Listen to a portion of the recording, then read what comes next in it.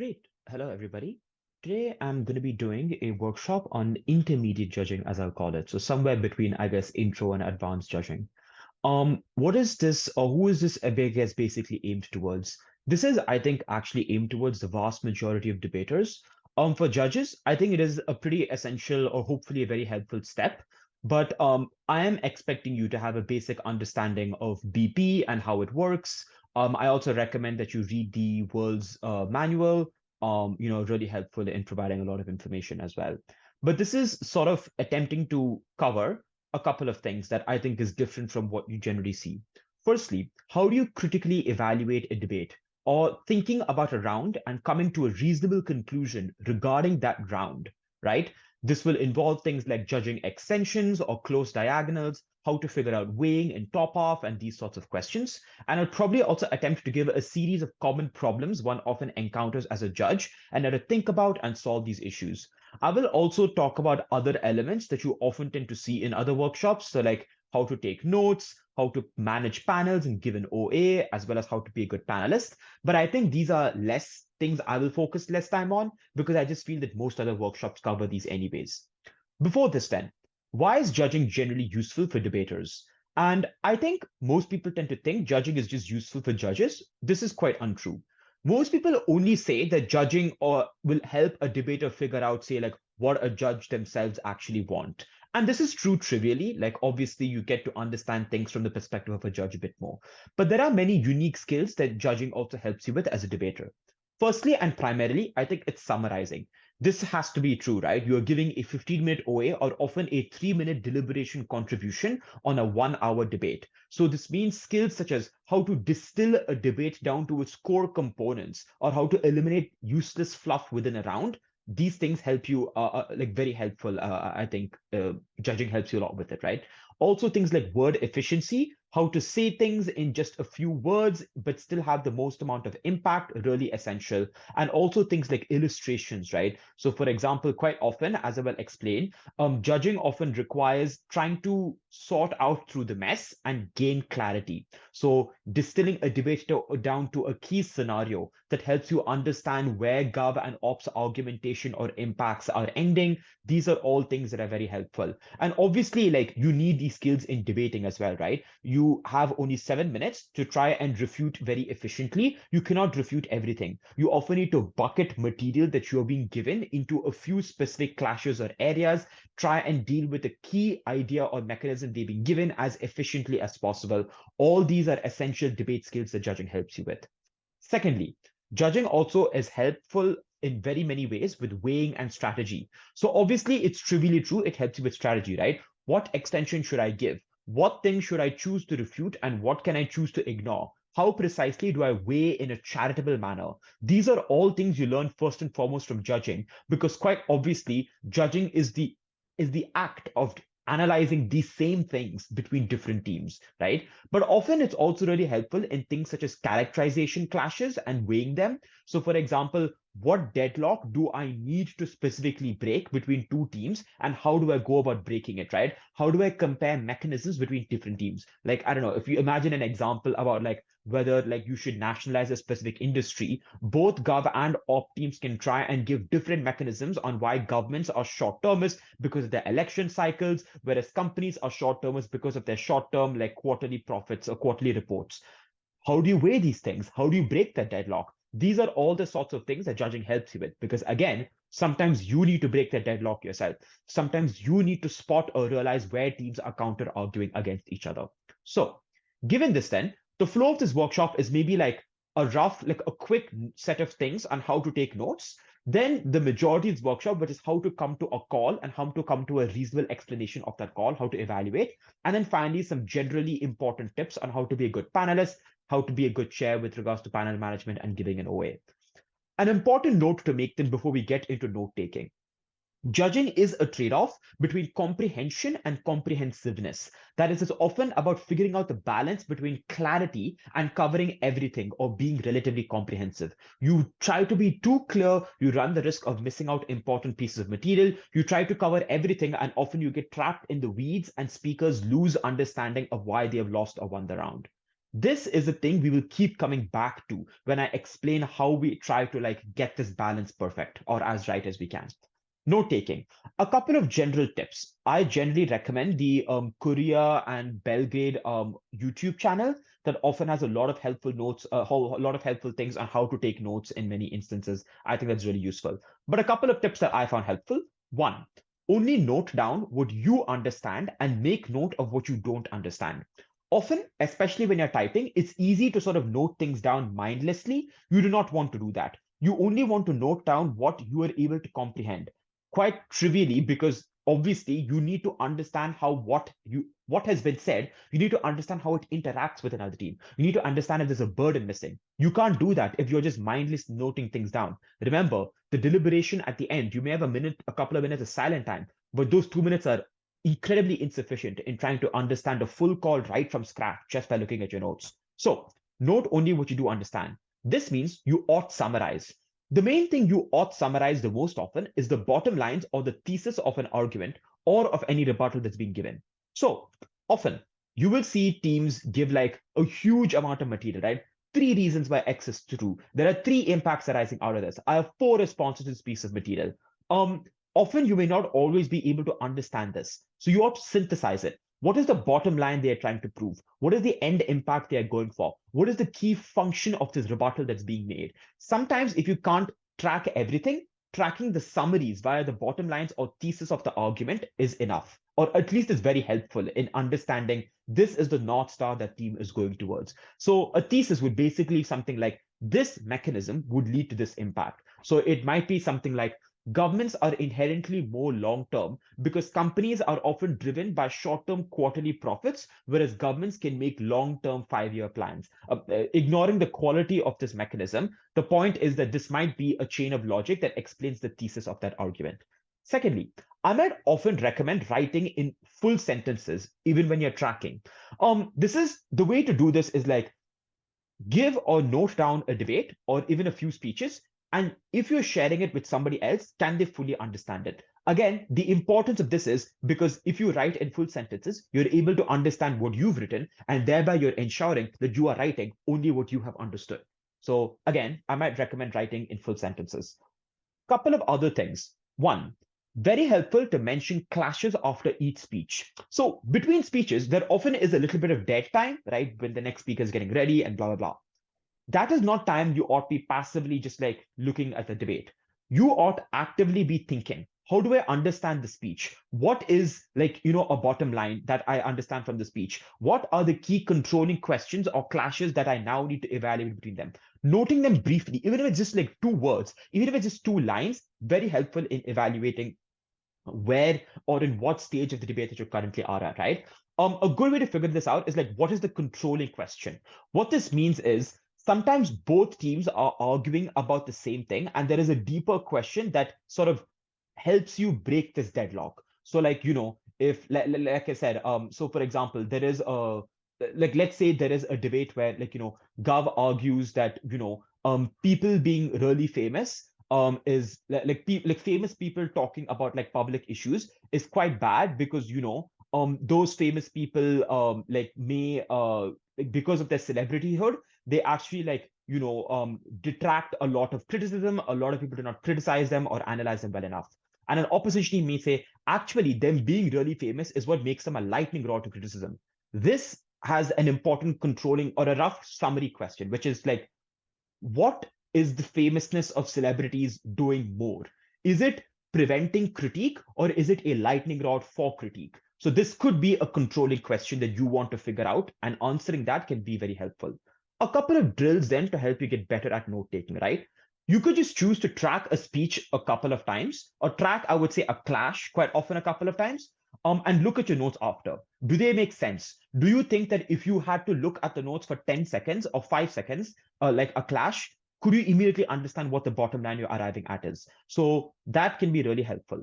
But secondly, which is aim to write the speech in fewer words or write a top half or a PMLO in a few words. So even if you can't write a full debate, try to write a top half.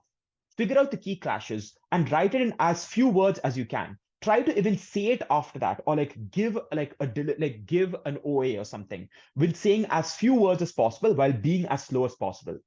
The reason for this is, like I said before, you're aiming at clarity. You're aiming at summarizing what's essentially been said. So the fewer words you can say it in, as slow a way as you can say it in, the better people can understand what you are trying to say, while at the same time, you maintain the spirit of the clash that you've just heard. You maintain the spirit of the debate that you've just heard. So I still really recommend trying to write a speech and then try to say that speech, or I would really say a clash is better than a speech in as few words as possible. Okay, let's get to the meat of this specific workshop. How to critically think about debates. First, let's talk about top-half clashes. I'm using top-half clashes maybe incorrectly. A lot of what I'm going to say is also important and you're tracking bottom half and that sort of stuff. But I'm putting as top-half because I'm trying to do this chronologically. So first, you're usually thinking about top-half clashes because that's the first thing that's happening in the round. Problem number one is with tracking everything. And the reason is because like a lot of top off teams obviously try to matter burn or matter dump. Sorry, I should say they try to burn a lot of matter. They try and dump a lot of reasons, these sorts of things. So just this, it can be really hard to track everything. Now, sure, you can work on deliberate drills for this, like literally try and like have a speech being given pretty quickly, and then you try and just track as much of it as you can. Sometimes, however, you need strategies on how to deal with things if you can't track everything. So understanding the main point or the rebuttal that they spend the most time of is a pretty helpful like tool to get you there. So the way you could do this is A, what's the function of a response? Is this response attacking the logic of their argument? Like step A is not leading to step B, or is it questioning the core premise of that argument? That is, step A itself is an untrue premise. You should instead start with a different premise. So figuring out the function of a piece of rebuttal can sometimes help it both make it stick in your head, but also it means you can package rebuttal a lot. So sometimes teams will give three pieces of rebuttal that really is just one or two, or that really is just doing the same function. So if you understand the function of all the three pieces of rebuttal, and you either understand that there is a problem with the function of the rebuttal that's being given, it is either missing the point the other team is making, or you think it is valuable, you're able to get to it quicker. So it's a helpful way to like not need to track everything, but still understand what they're trying to get at. Also, however, though, if you need to make a trade-off or a choice, feel free to focus on what you do understand, even if it comes at the cost of missing something else. Somebody gives four responses. Let's say you're still trying to try or understand response one because you need that 5, 7, 10 seconds of thinking time, but they've already moved on to response two. I think the mistake a lot of people make, including myself, is you are frightened, you didn't understand response one, you move quickly to response two, and now your brain sort of has this panic fog because you're constantly worried about response one. And so as a result, you don't track response two, three, or four well either. And so you just don't understand what's happening. Instead, again, ensure you're only noting what you understand. So even if you miss response two, but at least you've understood response one, that's fine. To be very clear here, right? Sometimes you can't get everything. And that is to some extent the fault of the debaters as well. Like debate is a two-way street. The judges try their best to understand the speakers, but the speakers also try their best or should try their best to make themselves understandable to the judges. Given this, then, feel free to focus on what you do understand. Finally, as I said before, right, focus on summarizing bottom lines. And a helpful way to think about this is, as I'll explain when you evaluate burdens, figuring out what is not being said that is killing that case can really be a shortcut towards needing to remember or understand everything that case is saying. Like, let's say they spend 3 minutes on like, here is the problem, here is the end impact, and blah, blah. But you notice a key problem, like there is a missing comparative here. Sometimes you don't need to track everything they have said because you already know that there is a big question they have not answered.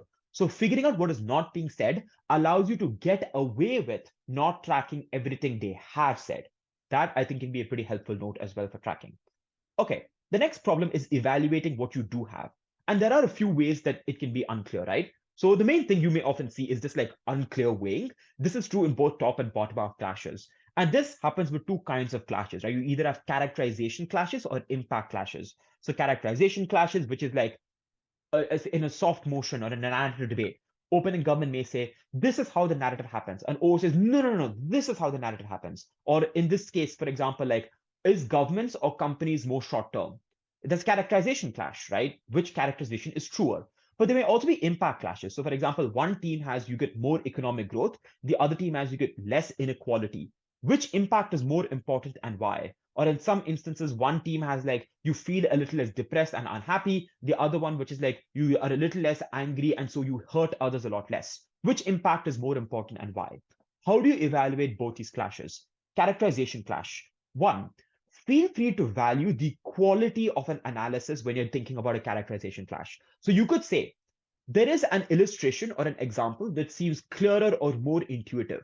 If you are saying this as the explanation, explicitly note, I need to insert myself because teams have not done weighing on which characterization is likelier and why. So I must credit the quantity or the quality of analysis. So that might be a helpful way of getting around the characterization clash. But of course, feel free to also yourself make clear. This is the controlling question. Opening government says this to prove why they are likelier. OO says this. I think this reason is better. Or you could even say, OG alone give a reason why their characterization is likelier. And hence, since OO does not contest this or give an alternative reason why their characterization is likelier, thereby OO is losing to OG. That's perfectly fine. However, sometimes we need to find a way around this, right? You could say, even if both these characterizations are true, A's characterization, when it is true, has a more intense or important impact as compared to B. When companies are short term, the impact seems to be far more important than instances when governments are shorter. That could be a helpful heuristic. Or you could just, of course, try and find another ballot that's non-contingent on this question. In debates, often you may have heard judges say, I think this is a wash, hence I vote on this ballot. That's fine. Just be very careful that A, it actually is a wash, like it truly does feel like a strong deadlock.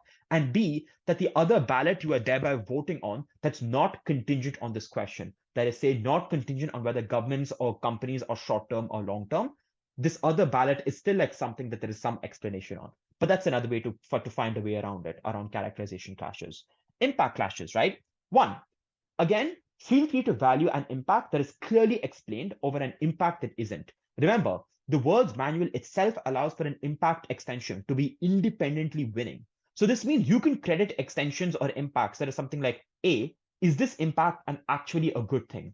If opening government ends that impact at, thereby, this actually is problematic because it means there is a huge amount of rote learning in schools. It's not immediately clear that more rote learning or more rote learning is a good or a bad thing unless the team has clearly explained why it is a good or a bad thing. So again, discredit an impact that may not intuitively or immediately be a good or a bad thing. And of course, is it clear? You may see this in a lot of narrative debates. Some people would say, this leads to more trust in a relationship, or this leads to better decision making without explaining what better decision making looks like on the ground. How does it tangibly happen with regards to a personal relationship or whatever?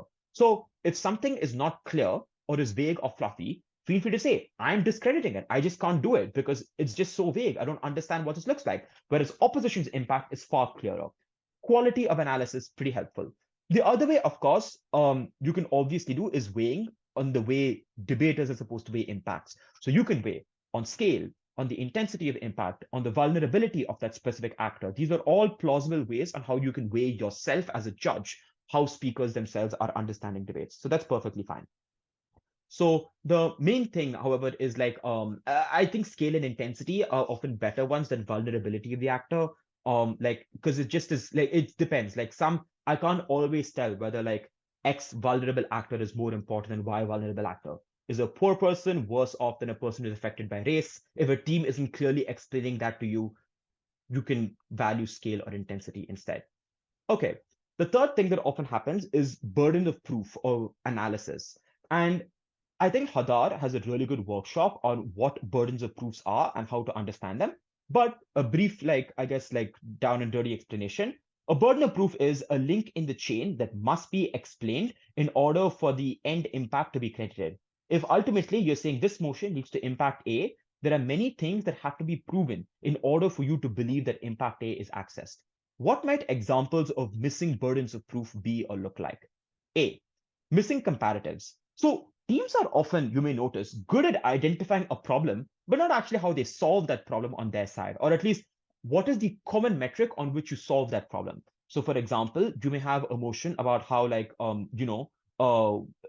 may be a motion about whether sorry, there may be like an argument about whether like say landlords act in good and bad ways when they charge low or high rents. So they may say something like, landlords may choose to make exceptionally large houses. They may choose to stuff the houses with like problematic with like useless things just so that they can inflate the cost of that or the price that they can sell that house at. And they might say this is what happens when gov's policy happens, but they may not explain why that isn't already happening in the status quo, why it's not happening on their side. So that can be a pretty common problem. Or another version of it in narrative debates is like this is what their narrative looks like, but then they don't explain the counterfactual. Or like in fact my very example that I gave, right, on governments and being short term, one might say governments are like companies are short term because they have quarterly profits, but governments have long 5-year interest plans or like long 5-year plans and stuff like that. But it's very easy for op to say actually that's not the right comparative. In many instances, people, governments also have short-term interests because they have election cycles every 4 years, and the same actors could be changed. A missing comparative. You need to understand when a comparative is missing and thereby undercredit a team's argument accordingly.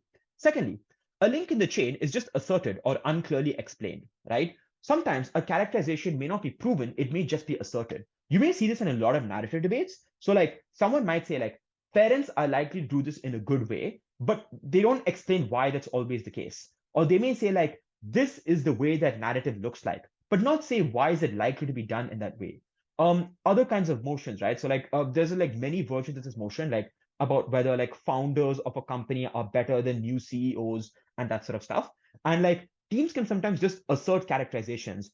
Founders are likely to be egoistic, whereas a new CEO isn't, but they don't explain why that's likely to be the case. So be wary of your intuitions, and to understand whether something is proven or asserted, you need to figure out what a structural reason is. So everyone says structural reasons, but at its core, structural reasons is basically an actor's incentives and capacities. Why is someone likely to act in a specific way? And do they have the ability to act in that specific way?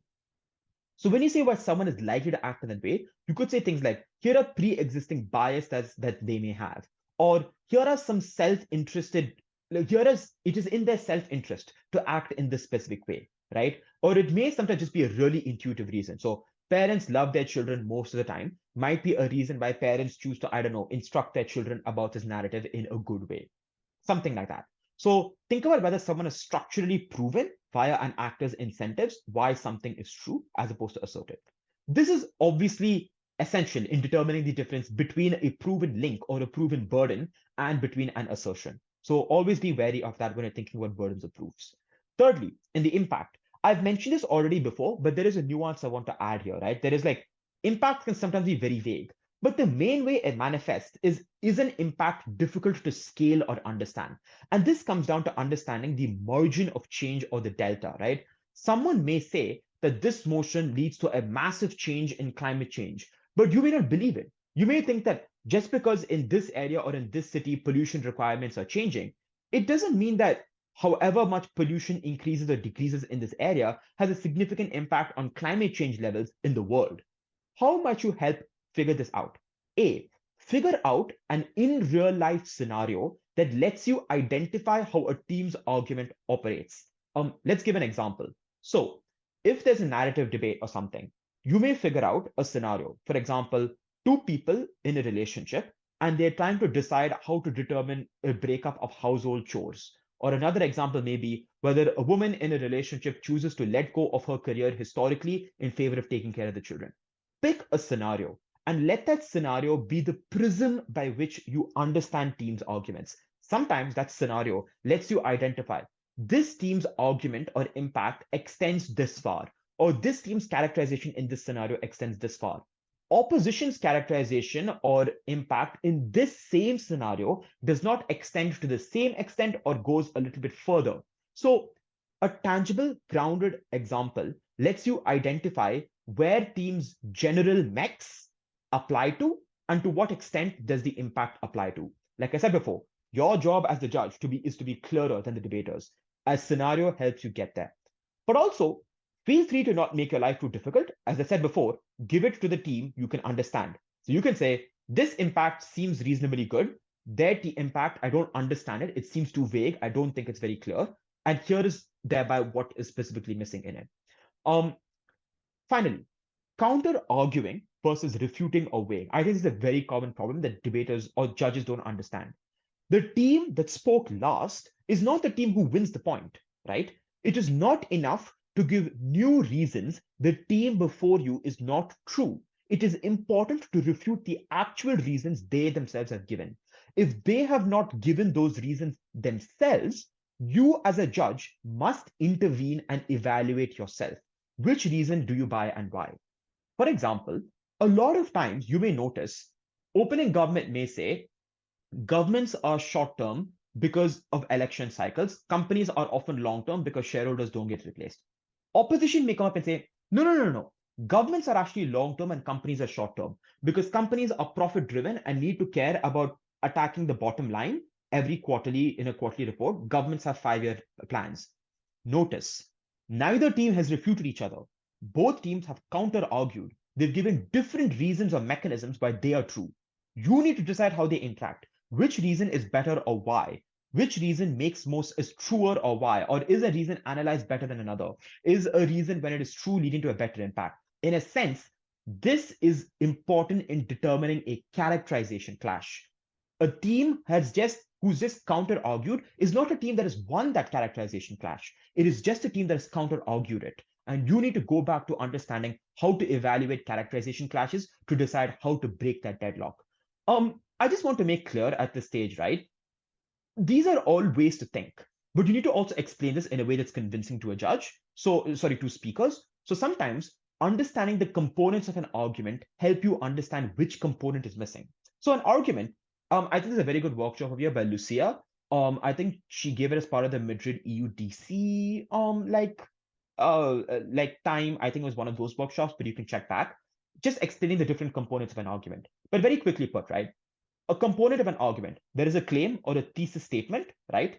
There is then a mechanism or several mechanisms, a chain of logic or links explaining how A or how the motion leads to B, which is the end impact. How does the thesis activate? And importantly, there must be a comparative or a counterfactual, which is you've identified how the problem is created by the specific like status quo. Then how does the motion allow you to solve for that problem, or how does it make that problem worse? So that I think is also really important. Both those components make a mechanism.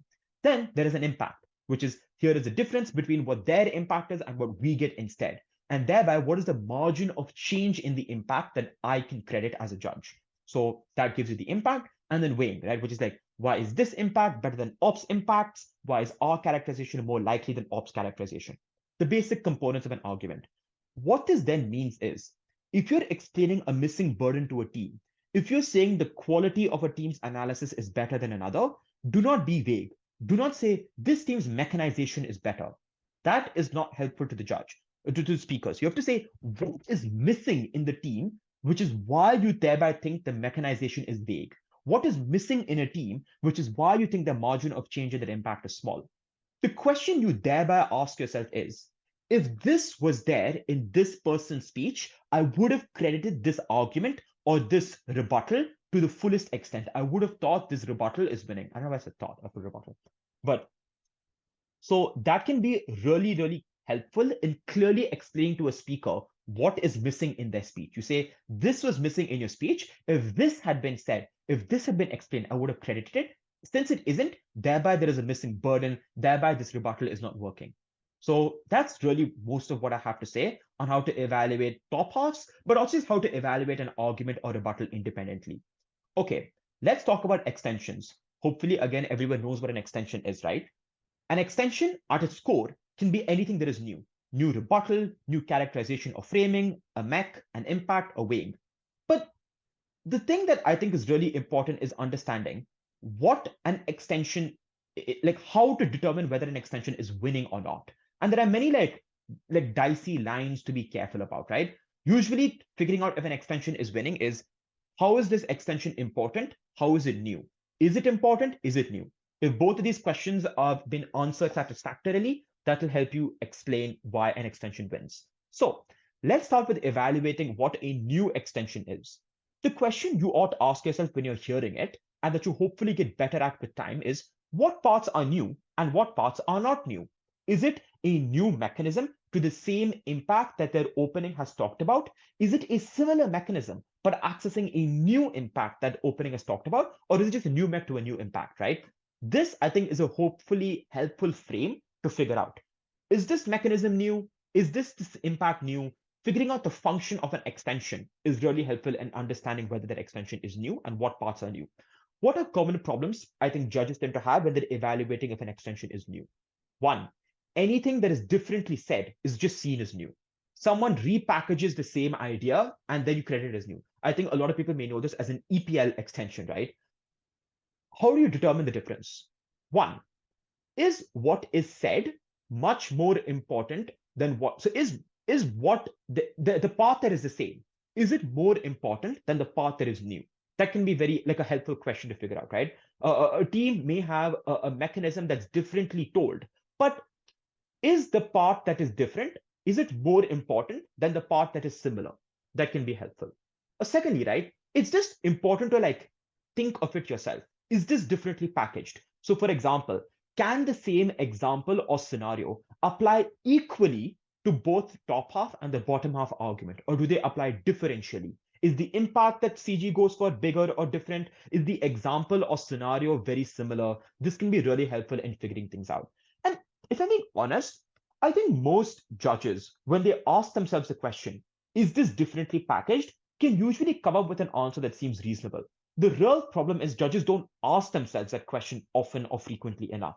So feel free to do that. Is this a marginally new thing, or is this actually an important new thing, right? That can be pretty helpful. Next, understanding analytical extensions that are now credited as two derivative constantly. Oftentimes, judges may think there is like new mechanisms, but since the impact is the same, they just discredit it. A couple of things, right?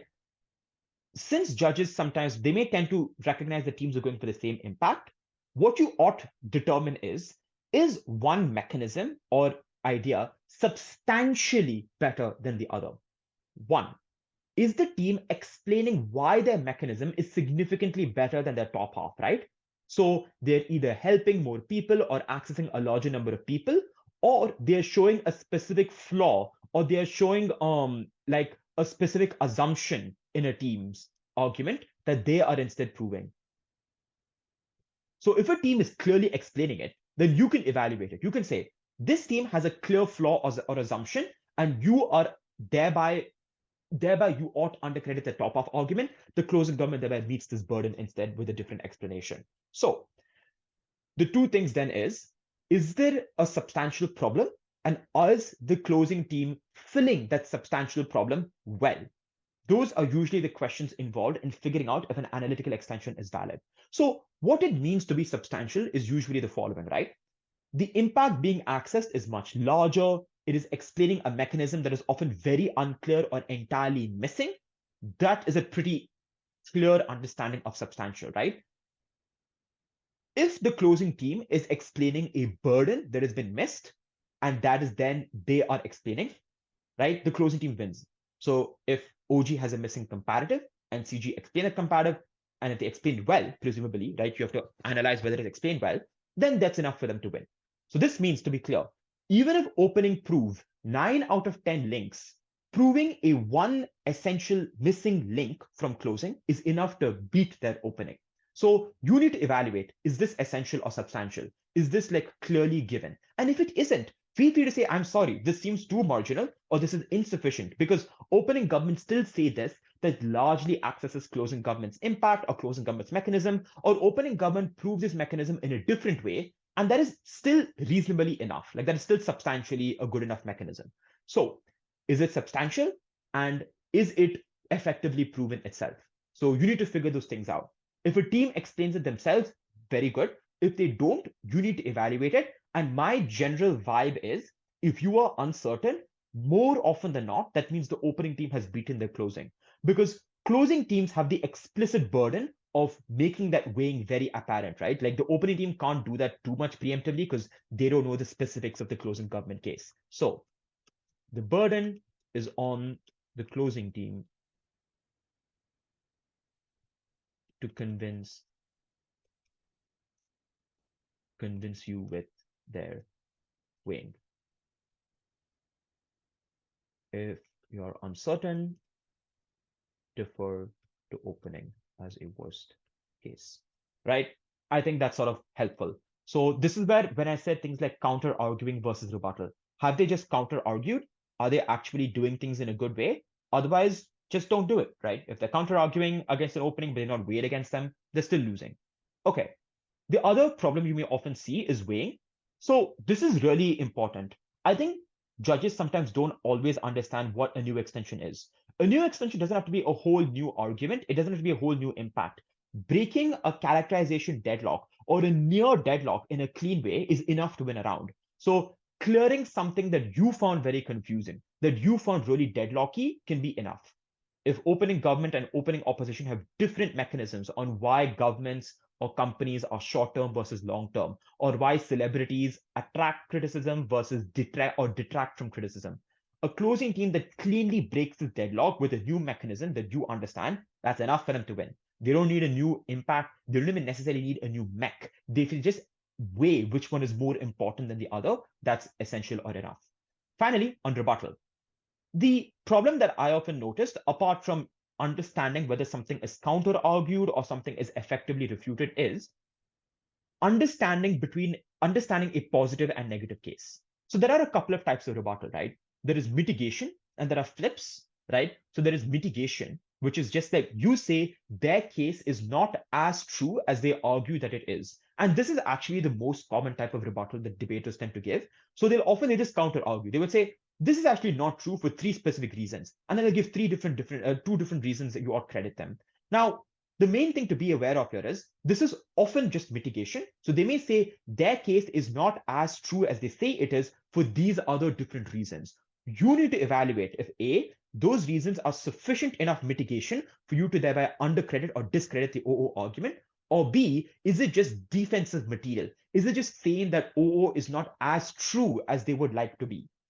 This cannot independently win a case because this is a negative or a defensive case. It is saying that the other team is not as true as they like to be, but it is not explaining why they themselves are true. So an example of a type of rebuttal that could do this is a flip or a turn in APTA, right? Which is you actually prove that the opposite is more likely. There are two ways to prove it: an impact flip, right? Which is that their impact is actually a good thing. So like they say rote learning happens a lot more. That is good. That is an impact flip and can be independently like credited as a positive idea. But there is also a mechanism flip, which is that their mechanism leads to an impact that they don't realize. That could be possible. Or they could say, actually, the opposite impact is truer for different mechanisms or different reasons I give.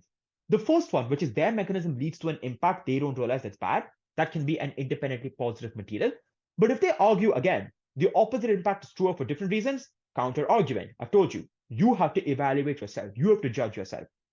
What the endpoint of this is that for rebuttal, you need a positive argument to be credited at all. Otherwise, you will fourth or you will third, right? That is to say, you will fall under your opening. Let me do this properly.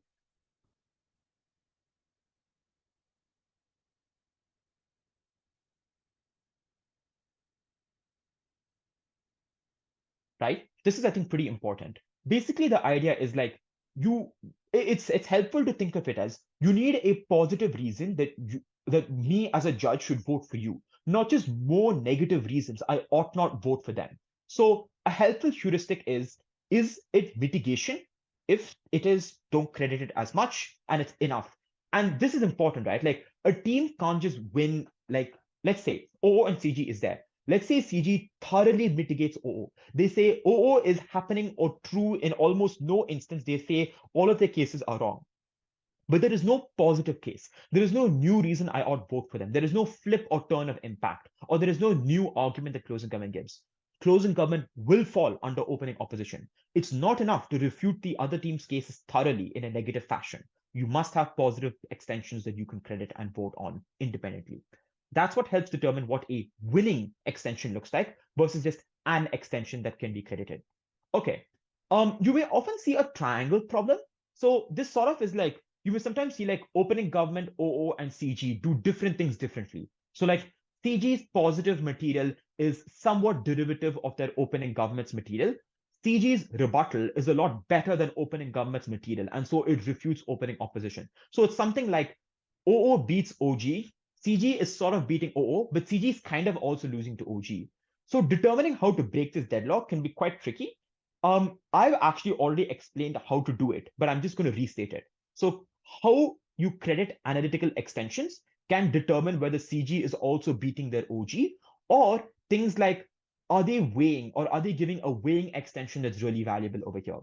Secondly, figuring out controlling questions. Is there a key characterization question which, if you determine the answer in a satisfactory way, immediately determine what the placement of these three teams look like? That can really be helpful. And finally, is a team just negatively refuting another team, or are they giving a piece of weighing that's explaining which characterization is likelier than the other, which impact is more important than the other, which the previous team didn't give? That can be really helpful. If it's just negative rebuttal, probably the CG is losing. If it is often positive, if it is not even positive material, but even if it's weighing, saying one characterization is likelier than the other, then that in many instances is enough. So you need to probably figure out the balance of these things, but hopefully I've given you some helpful notes on how to get there. Okay, next, evaluating whether an extension is important or not. As I said before, right? If you're unsure if a closing team is more important than an opening team, you should, in the worst case, give the win to opening. Because the lack of weighing is the fault of the closing team, not of the opening team to the same extent. Opening teams should weigh in generality, but they can't weigh against the specific mechanism given by closing, because they haven't heard closing. Okay, so you need to clearly understand why an extension or why a team is better than another. They have been analytically superior for a clear reason. They prove a burden that's missing. They have an impact that is significantly larger or more important on scale or on magnitude. Crucially, a developing world extension may not often be a more valuable extension. For example, if opening government says, here's how we help relationships in general, and closing government says, but here's how you also uniquely make life for minorities worse, that's not enough for closing government to take it above opening government. You need to believe or check as to whether the opening government's mechanisms could cross apply to the closing. If they can, CG is derivative. If they don't, then OG is winning. So I've actually gone back, I guess, to like whether an extension is derivative or not. But the note I think that I want to make is like, is a team's, sorry, I should say like, is OG OO's mechanisms able to cross apply very well to closing government's impact? If yes, derivative. If not, new. Right. So hopefully that is like helpful in figuring things out as well.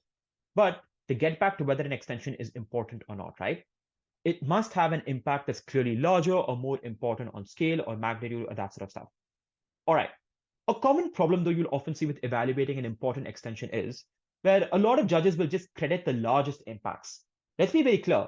In many instances, large impacts don't always win. In fact, in many ways, they do not. A plausible large impact wins, not just a large impacts. I want to be specific here. If someone runs, and I think this may be a difference between BP and ABDA, right? If someone runs climate change or this leads to nuclear war, don't immediately give them the win. You need to independently stress test the case yourself. That is it plausible that this motion or policy creates a tipping point? Is it creating a substantial change in the risk calculus towards nuclear war or climate change or whatever large impact? So this is again a question about tipping point or delta. How much of an impact is accessed by this argument or this specific motion? So plausibility is most important. Only then the value of an impact is important. A way to get this is by understanding exclusivity. And I think I'm going to actually mark this in red. So is the mechanism that's given a significant reason why this impact occurs? Or are there other likely bigger reasons that could access this impact? So if a nation's pollution level is changing, but that nation is a smaller nation, how much do they affect climate change? Probably not much.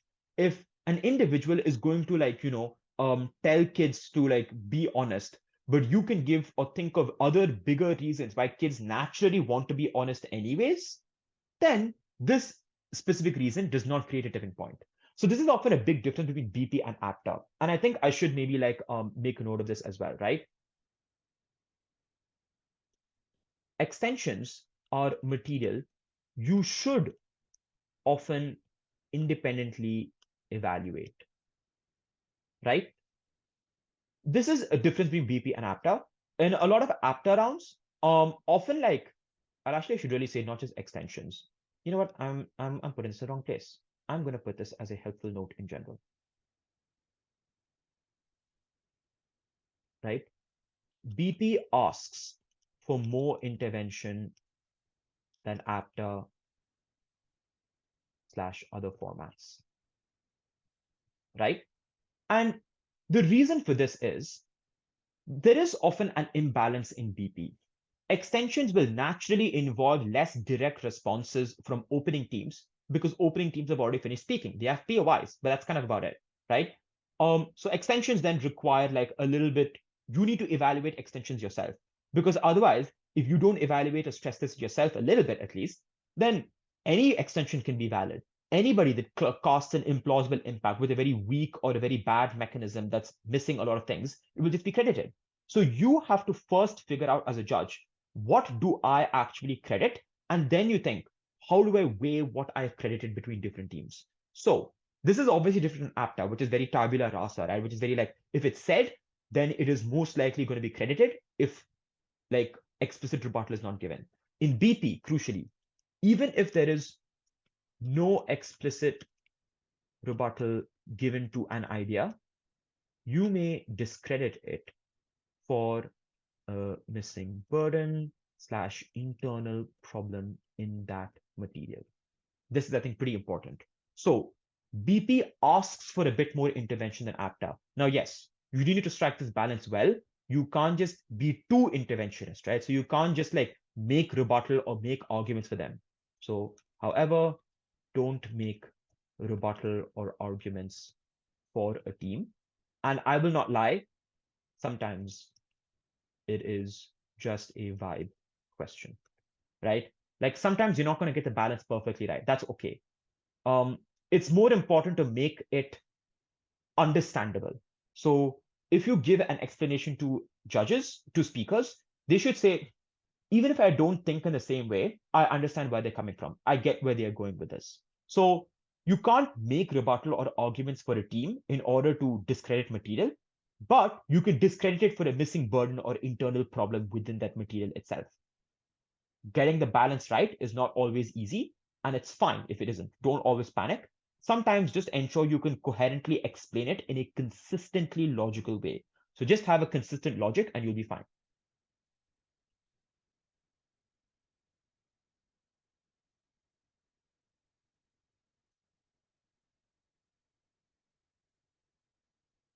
I'm going to make this again red. Okay. All right. Cool. Other helpful tip, please read the manual. I will not go over this, right? Discharge supports, discharge motions, just know the burdens of motions, right? Discharge supports and discharge opposes motions do not have a lot of fiat. Discharge regrets motions often involve historical counterfactuals. A lot of actor motions often are from the perspective of that actor. So given the values and information they have, what is the action they should take? What is in their best interests? And in some instances, do they just have a active moral obligation to do that action? So like, even if parents don't always have perfect values, they may have a specific moral obligation to their children that operates in a way with this debate. So, and this as would debates have a fair bit of fiat. I'm very quickly going through this. The World's Manual has a pretty thorough explanation of all these things. There is also actually a pretty good document on the NORAMS format, but it also applies largely to BP by Matt Muriello that I recommend you check out. Feel free to check that out as well in explaining or understanding the difference between different burdens. Last note is POIs. I have not done this, sorry, so I will do this now. How to credit them. You should all know what POIs are, hopefully, right? A point of information.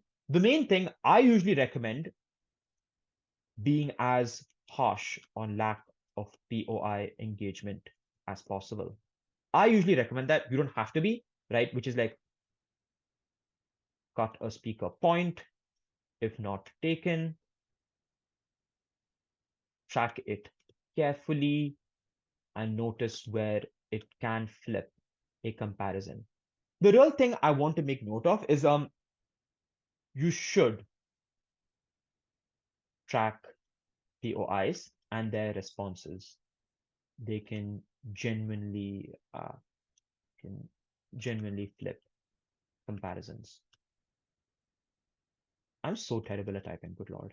Uh, okay, so for a POI, right, you you can do two things. You can cut speaks and you can flip close comparisons. I usually try to do both.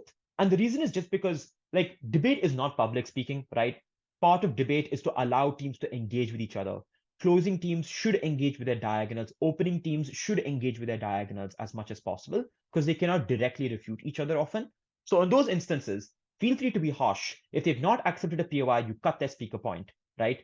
And track the POI, track the responses. It can genuinely change a comparison. It can point a flaw that you did not take note of in many instances. So that's really important. Okay, let's now chat about how to be a good panelist and chair. Um, what I'm going to do really over here is not explain this in super nitty-gritty detail, more like give you some generally important tips on how you can try and be a good panelist or chair.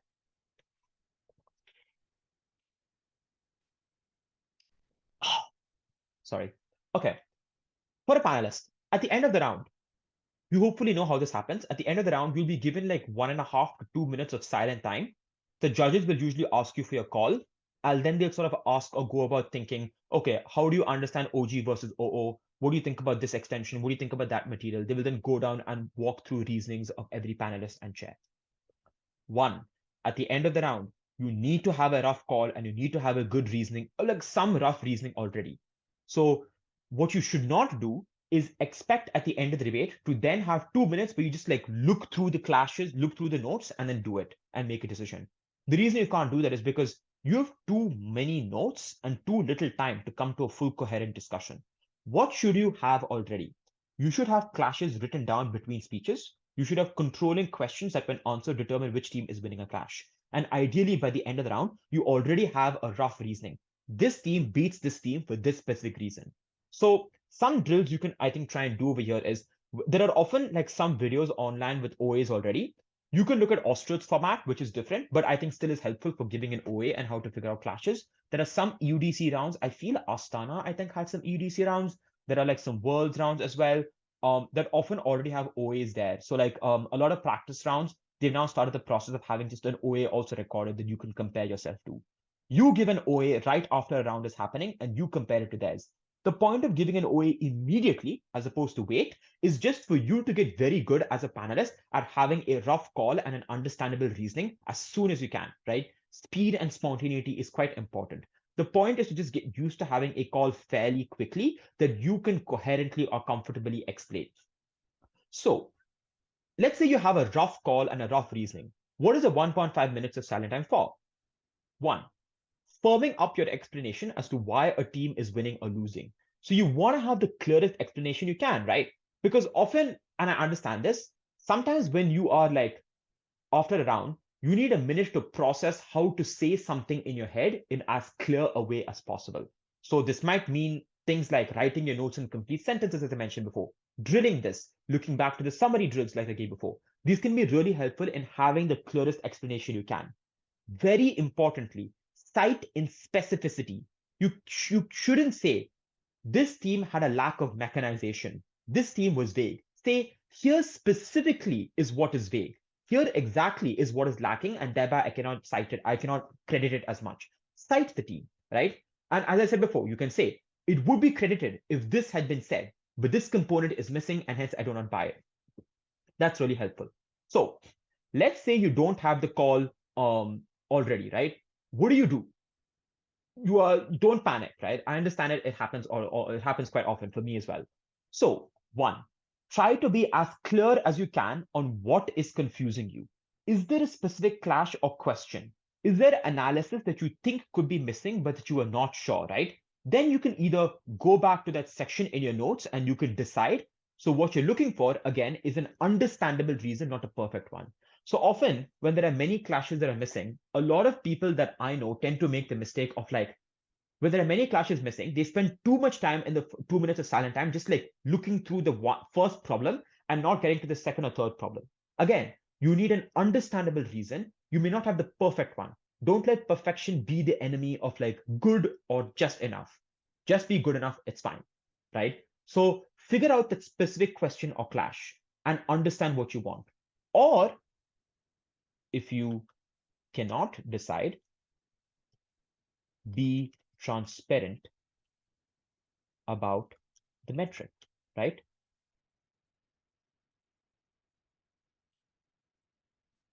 And that means something like, I have this question on how to weigh or value X.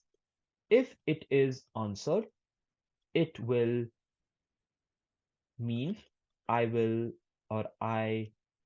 can go for OG above OO or etc. etc. So what I mean is, make clear to the judge, this is the reason why I don't have a clear call. This is what is confusing me. Please answer this, or if you have any suggestions, I'm happy to like listen to it. And depending on that, I think that either this OG is beating OO for this, or OO is beating OG for this. Judges will very often give you high speaker points. I at least very much will. And it's because I understand when people can't come up with perfect calls. What I would much prefer is people be very clear on what exactly is making them confused rather than be vague or general enough that I don't understand anything that they're saying at all. This is the bigger problem that people have, which is they don't want to admit they don't know something. And so instead, they just give either a very convoluted or unclear reason, and then they flip very quickly when I give an alternate explanation. Don't do that, right? What is very important is to be clear, even clear about what you don't understand, rather than to be unclear about everything, what you do understand, what you don't understand, what is the reason as to why somebody is winning over the other. So clarity above non-clarity is more important. How much you explain it in the panel, right? One, be succinct and brief. You do not have to be fully comprehensive. You can even explicitly say something like, I cannot cover everything. I think broadly this team beats this other team because of these two reasons. So what you should not do not explain or rehash in detail. This is not recommended. Maybe I'll just even like rechange the way it is doing.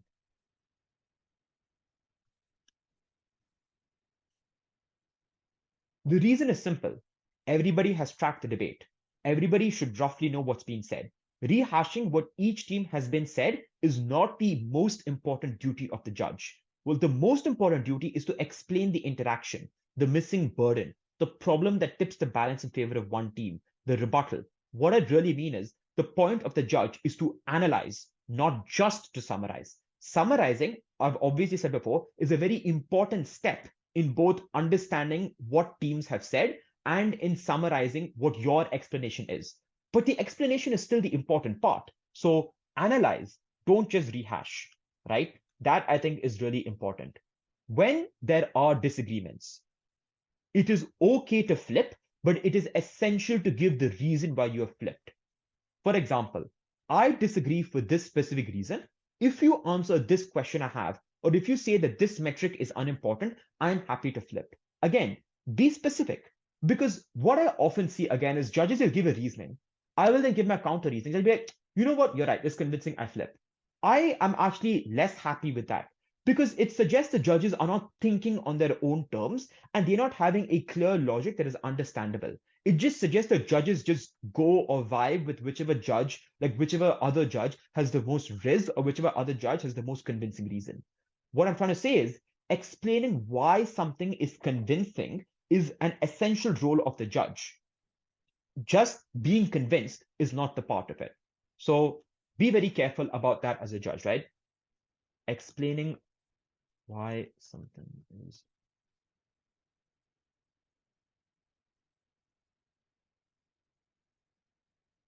Cool.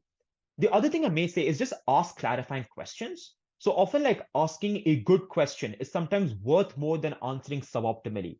So pin a panelist or a chair down to a specific position.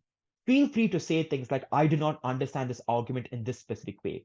What I'm trying to say is vagueness is really the anathema of a judge, is like what you hate in the most instances. What you want to say, this is what you're saying, right? Here is the specific question I have. Here's the thing I don't understand. Okay, given that I understand it, or this is the way I understand, this is the thing that makes sense to me as a result, or I do not understand this argument the same way. So again, ask clarifying questions. That also is really helpful in a deliberation. How do you be a good chair?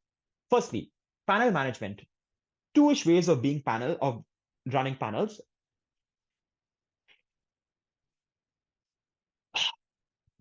The classic way is to get the calls from everybody and then to start with either top half or an area of disagreement sometimes. I generally recommend starting with top half just because it's a good baseline. How top half is determined, even if everyone's on the same page, can often determine how or to what extent you evaluate an extension, etc., etc. Now, the way chairs normally ask for reasoning is something like explain in 1 minute why you vote OG versus OO, and then they will agree or disagree and then ask for a response. And well, I should really say agree or disagree and give their reasons and then ask for a response. A couple of things, right? One, on cutting people off, the chair's duty usually is to also ensure that you keep the time, which means I would often recommend starting with two disclaimers. I give two disclaimers. One, I may cut you off in the interest of time. I'm sorry about that. It's just because I need to keep to 15 minutes. Secondly, I don't need you to summarize contributions as a panelist. Just directly move to your reasoning or to your analysis on why a team is winning or losing. Both of these disclaimers, in my experience, save a lot of time. They literally are just helpful in saying, like, look, get to the point. We have 15 minutes. Let's do what judges do most, which is analyze. Let's not summarize. And I may cut you off when you are just like wasting time, or you're not wasting time, but just like I may cut you off when you're moving quickly. So you can be polite about it, but start with those disclaimers. That's also helpful because, again, as a chair, you need feedback from your panelists and you want good feedback from them. Secondly, ask clarifying questions or be targeted, I should really say, right? Like you can say, I don't understand this specific thing. Is this what you're saying? Or something like, this is the specific problem I have with this, right? Here, how do you think about this instead? Be very clarifying. This is really helpful. The second way you could manage panels that I do like more, but I still employ it less is a targeted question method. So you can start immediately with a question or a clash, or give an understanding or a framework as to how one ought to see the debate, and then ask what controlling question would determine which team wins the clash. Let me be more specific. That seems like a lot of words. So you could say something like, the top half seems to boil down to this specific question or this specific issue because it would determine blah, blah, blah, blah.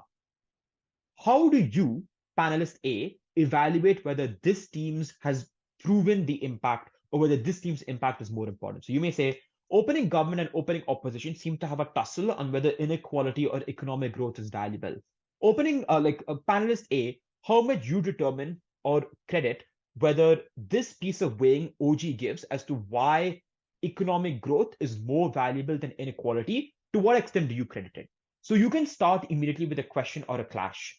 And you could ask them, for example, something like, do you understand, or do you like buy or believe that this is the right framework to have to understand this top half? And then you can ask, what is your answer to this one? So it's being a very targeted set of questions. The pro of this is you are a lot more targeted, which means you can ensure a very efficient deliberation. You often can have a very clear reasoning right out of it because you've all agreed with the framework and you've all become more specific immediately as to how you understand where this framework breaks down, or where I should say you weigh on the balance. So you can be very clear in your reasoning. You can have a very efficient delivery. And at its best, I genuinely feel like chairs who do this well will almost always get like nines or tens because they immediately sound like they have hit upon the right nail on the head, the right framework to get. The con, of course, is it expects a lot out of you. So you do need to have a clear framework of how the round is. You do need to have a framework that seems right or that seems reasonable. And in instances where you get it wrong, panelists will be like, what the fuck? This like just seems to miss a very important part of the debate. And also, you may sometimes need to prevent panelists from getting annoyed. So sometimes the panelists will not answer your specific target question. The panelists will not always appreciate the specific thing you're giving. So you need to do this. This is also, by the way, like a tip for like the panelists themselves, right? Um, focus on answering the question the chair has given over general summary, just your own thoughts, right? For better or for worse, the chair is supposed to be the person who's leading the discussion, which means when they are doing that, your job as the panelist is to help the chair, is to be like to ensure that you are helping them meet their goal as much as possible. So the same way or the inverse of it is when you're doing the targeted question method, you need to ensure panelists don't get like you need to prevent them from getting annoyed. You need to be a bit more like I should say like diplomatic. You need to, in many instances, like ensure that they're still feeling they get a reasonable say in determining what the call of that round is. Finally, is just giving an OA, and then you make it to the end. So promise we're almost done. Okay, giving an OA. I said before, right? I said this before. Clarity versus comprehension. You need to be clearer than the debaters who you are in around with. You need to sound like illuminating. How to be clear? I've said it before, right? A, establish clear metrics for weighing and why that is the metric that you're picking. So it could be, I am weighing closing government above opening government because the margin of the impact might be larger for this specific reason, something like that. Two, try to break down your explanation step by step. So for example, you could say, the reason why closing government seems a lot more certain than opening government is because closing government's argument requires fewer steps for me to buy than opening government. For example, opening government needs to first prove A, then that leads to B, then that leads to C. Closing government, on the other hand, just needs to prove that A leads to B, and hence closing government seems a bit more certain. What I'm trying to say is, even if the teams themselves have not always broken down the explanation in as clean a way as you have, you should do it. Because your aim, again, is to be clarifying, is to try and explain or analyze to them what they have not been able to do themselves in the debate. Again, thirdly, feel free to give disclaimers up top. The main one I always give is, I'm sorry, I just cannot cover everything. I will cover the most important ideas. If you have any questions, feel free to come back to me in many instances or ask me and I will answer this to you. Again, giving these disclaimers actively helps a lot of speakers become a bit more sympathetic. They immediately find it reasonable that you've not covered everything. They say that's fine. If on the other hand, you sometimes don't get the disclaimer, but you miss something, sometimes speakers just get a bit annoyed and like, they didn't credit this, they didn't see this, and then they just like stop it. So make it stick in the in the speakers' heads. Finally, give sentences that are clarifying, right? And to do that, you have to do a lot of the other things I've already said before. Giving frameworks. So some of the frameworks I often use in narrative debates is the opening opposition push seems to be that the amount of oppression is symmetric, but the way we often justify it with this narrative is not. I'm just giving an example, but what I'm trying to say is if you find the one clear line that distills a clash or that distills a team, you can almost get away with not needing to analyze or explain everything they said in detail. That can be really helpful. Drill it again with a lot of the clarity drills that I spoke about. I would often say, as I said before, go back to what component, if it had been explained, would have made me credit this idea or rebuttal more. Now, again, one thing is, I suppose I should mention this, right?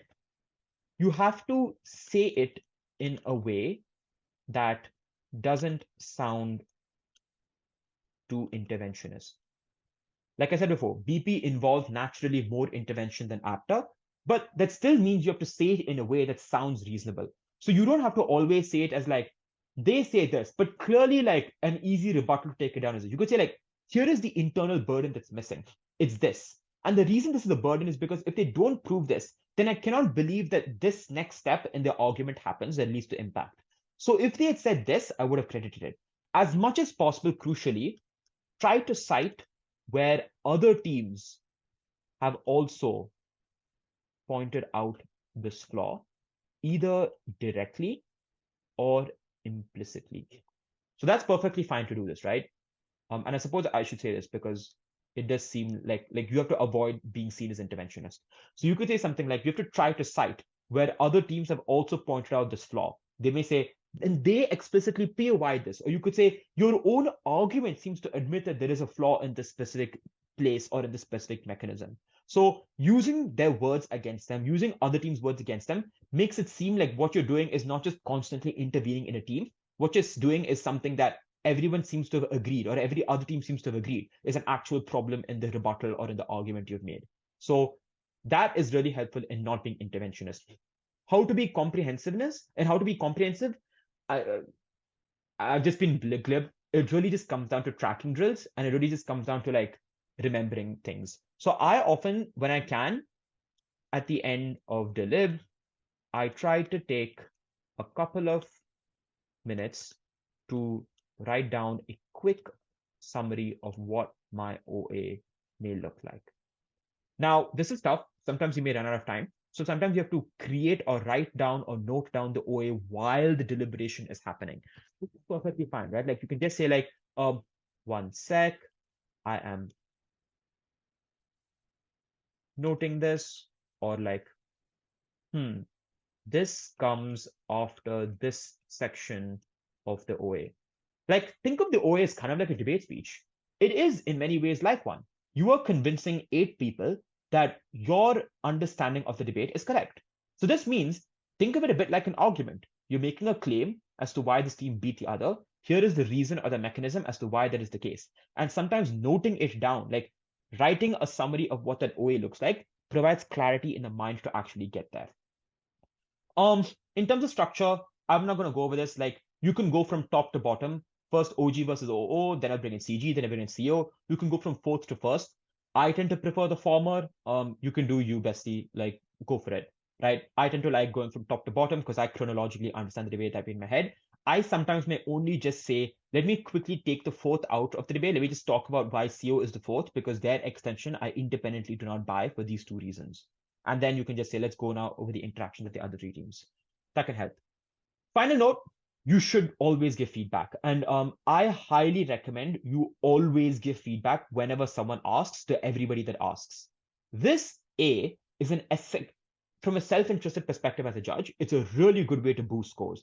I've fully seen speakers who do not believe an OA until they hear the feedback and they're like, well, I will at least bump it up by 1 or 2 speaks because there's so much more information on how I can be better next round, right? Giving good feedback is really a summary of all I've told before, right? Be specific and be tangible. The specific problems you have, cite it, the component that's missing, and then the way they can procedurally work on having that idea. So you can say, do these sorts of prep time drills, do these sorts of drills next time, or the way you ought to think about this debate next time is helpful. So it's like, A, here is the problem in this round, and then B, here is the takeaway from it for the next debate, right? So that's really like sort of the way to do this, right? The takeaway to implement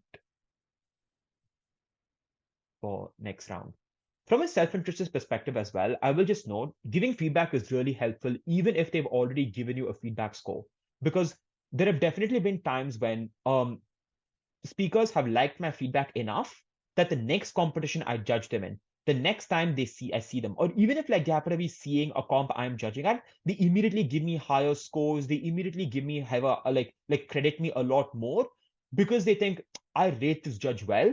They were willing to give me feedback and they were willing to give it promptly.